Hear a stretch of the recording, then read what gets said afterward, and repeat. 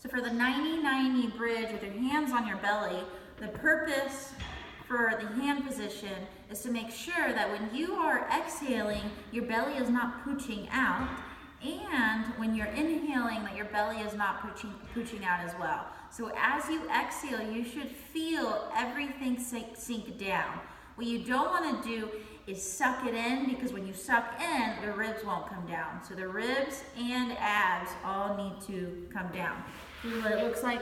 You initiate the tuck by peeling your hips off the ground. So you're going to squeeze the ball, pull the back pockets up until your hips are higher off the ground.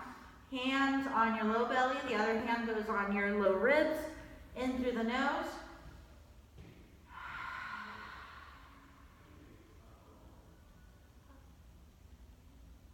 And then as you breathe in, try not to push into your hands.